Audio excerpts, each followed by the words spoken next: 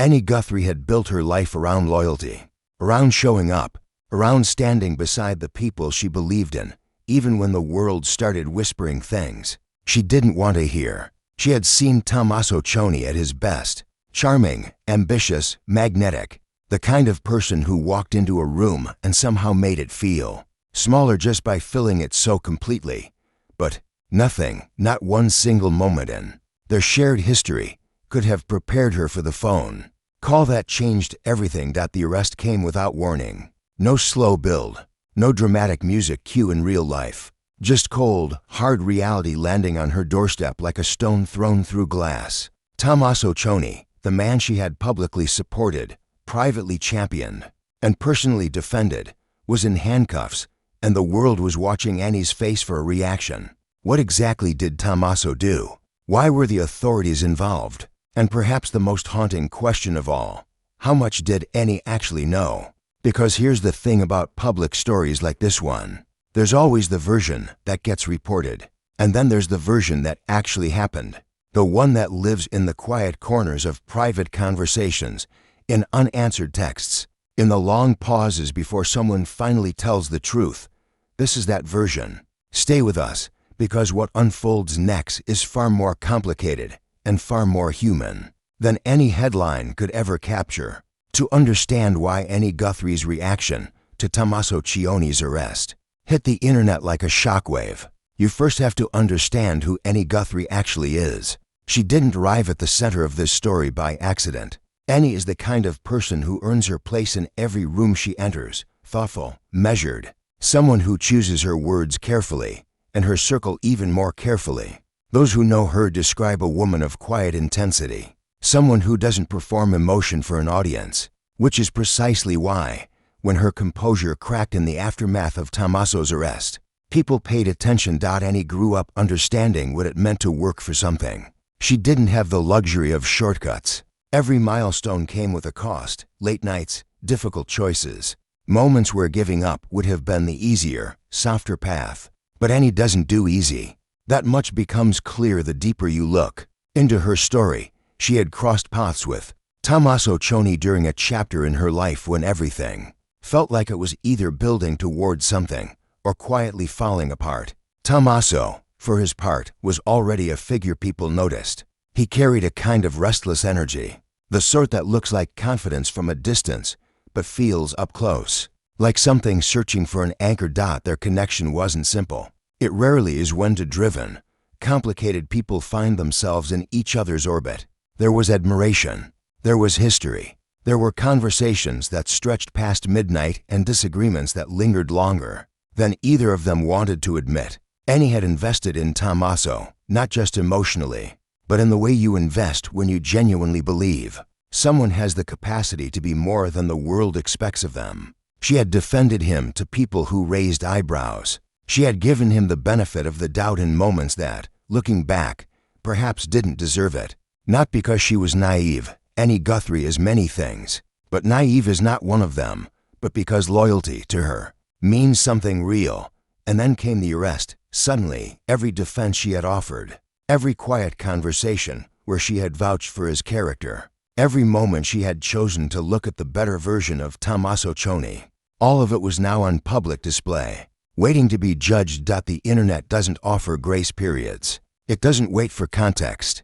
It saw the headline. It saw Annie's name attached to it, and it drew its conclusions before the facts had even finished assembling themselves. But the truth, the actual, lived, complicated truth, was still unfolding, and it was far from what anyone expected. The days before Tommaso Cioni's arrest were, by all outward appearances, completely ordinary. That's the detail that keeps coming back. How normal everything seemed. There were no dramatic warnings, no public arguments, no cryptic posts that, in retrospect, people would screenshot and analyze to death. Just a regular stretch of days, the kind that don't announce themselves as significant until they already are. Annie had been in contact with Tommaso in the period leading up to everything unraveling. Their communication had been consistent, maybe not daily, but frequent enough that she felt genuinely connected to what was happening in his world. Or at least, she believed she did. And that's the quiet tragedy hiding right at the center of this story. You can be in regular contact with someone and still be standing completely on the outside of what they're actually living. People show you what they're ready to show you. And Tommaso, whatever else could be said about him, was skilled at managing appearances. There were signs in hindsight. There are always signs in hindsight. A slight evasiveness in certain conversations. Moments where his answers came a half beat slower than usual, like he was running a quick calculation before speaking. Annie noticed these things the way you notice a slight change in weather, present, but not alarming. Not yet. She had her own life to navigate, her own pressures, her own decisions demanding attention. She wasn't watching Tommaso with the focused scrutiny of someone waiting for a fall. She was simply living alongside him, the way you do with people who occupy that particular space between friendship and something harder to name. And then the ordinary days ended. The news of Tommaso's arrest didn't come through official channels for Annie. It came the way most devastating.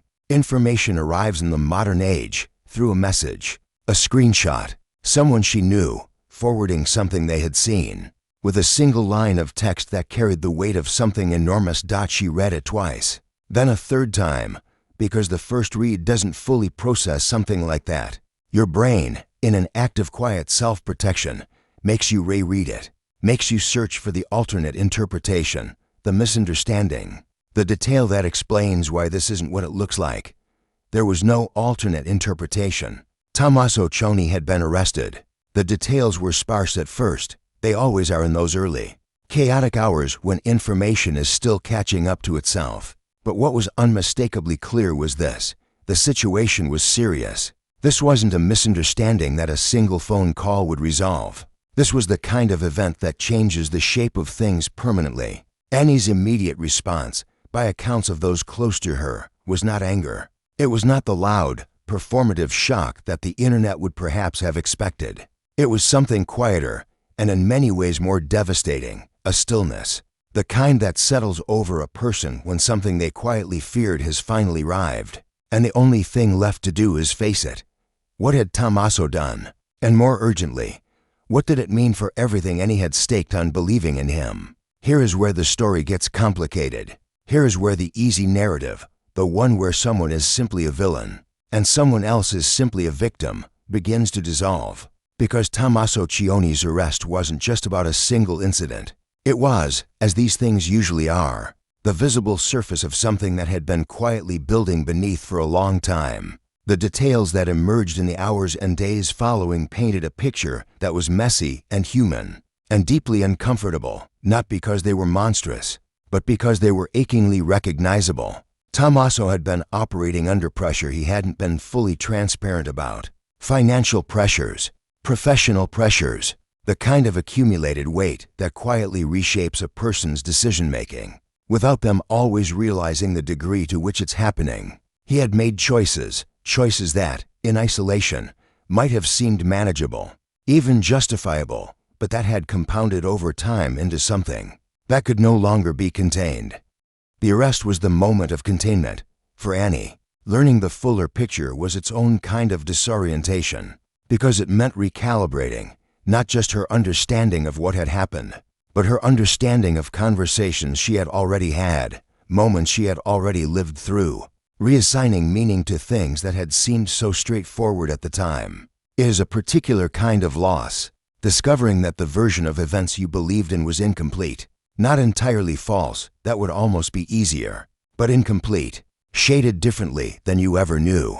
What Annie did in the days following the arrest says everything about who she actually is. She didn't post. She didn't comment. She didn't rush to align herself publicly with either the outrage or the defense. She went quiet, in a way that, to those who didn't understand her, read as cold. To those who did, it read as absolutely necessary. She was processing, working through something that had no clean resolution, no satisfying narrative arc that would let her feel righteous or vindicated or certain. She was sitting inside the discomfort of caring about someone whose actions had caused real harm, including harm to her own sense of trust and judgment. This is the part of stories like this that rarely gets told, the part where a person who has been publicly connected to something difficult has to figure out, privately, honestly, what they actually believe, not what they're supposed to believe, not what the audience wants to see them believe, but what they genuinely think, after long, honest reflection.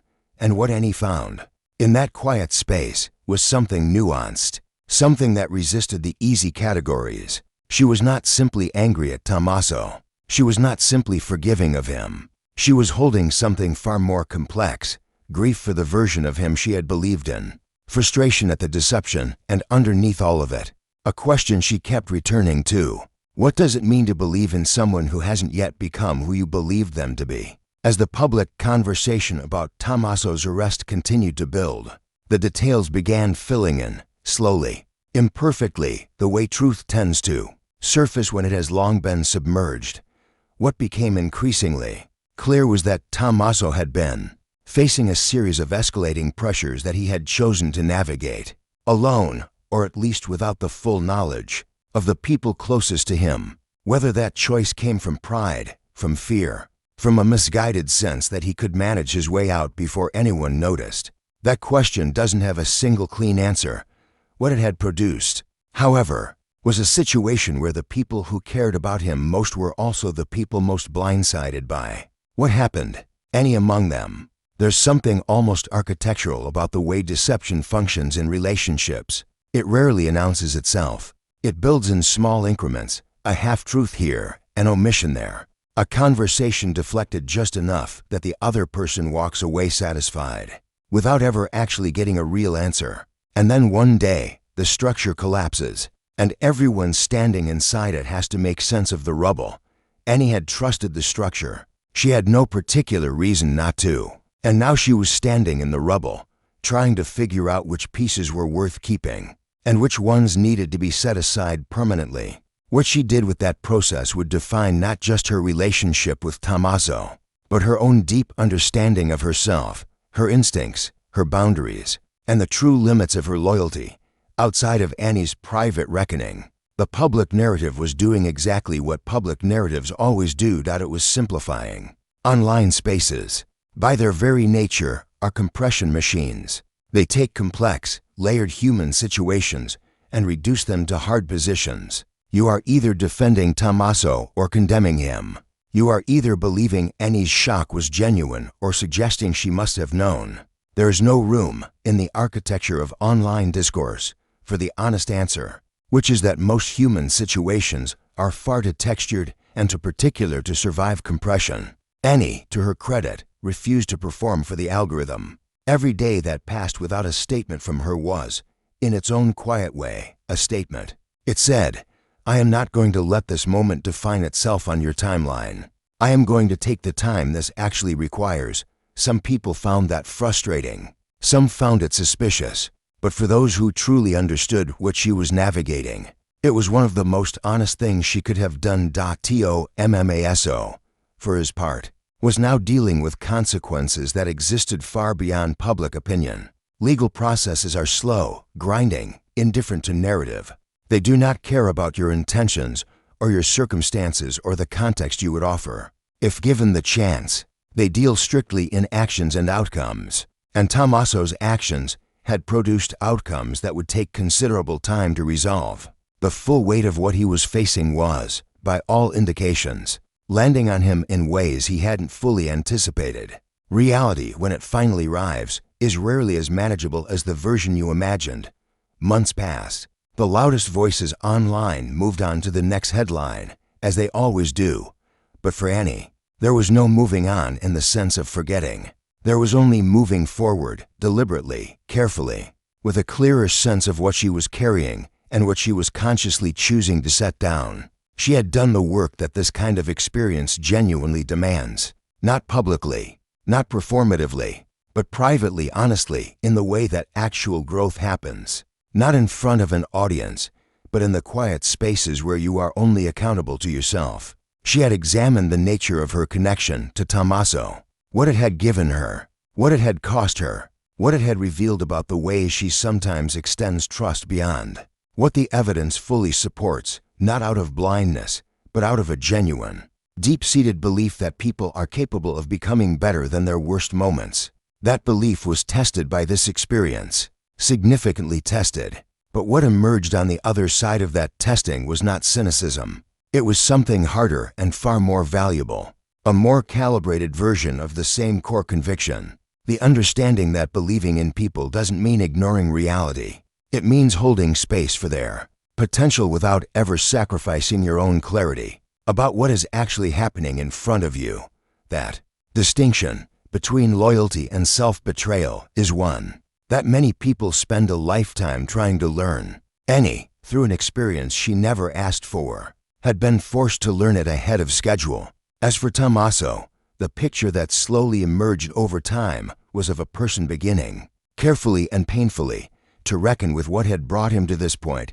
That reckoning, by all accounts, was not easy or straightforward. It rarely is for people who have spent a significant portion of their lives managing perception of themselves, of their circumstances, of their potential, dropping that management entirely, sitting with what's actually true without the comfortable buffer of performance or deflection, requires a kind of courage that is entirely different from any other kind. Whether Tommaso would rise to that particular challenge was not something Annie could answer for him. That part of the story, fully and completely, belonged to him alone.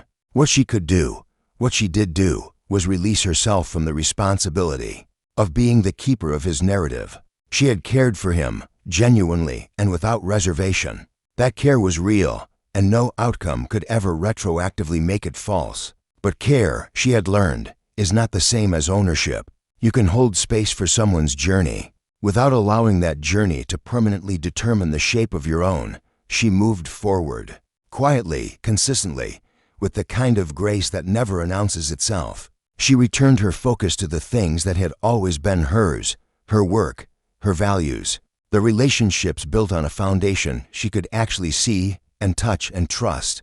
The arrest of Tommaso Cioni had been, for any Guthrie, a rupture. But ruptures, when survived, sometimes leave people more whole than they were before. If this story moved you, it's probably because some part of it felt deeply familiar. Most of us have, at some point, believed in someone who turned out to be carrying far more than they ever let on. Most of us have stood in the rubble of a trust we thought was solid and had to decide what to do next. Not for the audience, not for the timeline. For ourselves. Annie Guthrie's story isn't a cautionary tale about loyalty. It's a reminder of what it actually costs to care deeply and what it truly means to survive that cost with your integrity still intact. Tommaso Cioni's story isn't simply a story about a fall. It's a question about what people do when reality finally catches up to the version of themselves they've been performing. These are human stories, messy, unresolved in places, and honest in the ways that matter most. If this documentary left you thinking about trust, about loyalty, about the complicated space between believing in someone and protecting yourself, then it did exactly what it was supposed to do. Drop your thoughts in the comments below. Not the hot takes, the real ones, the ones that take a moment to form because they're genuinely connected to something you've actually lived. And if you found value in this story, share it with someone who needs to hear it. Subscribe if you want more stories told this way, with the depth and honesty they truly deserve. We'll see you in the next one.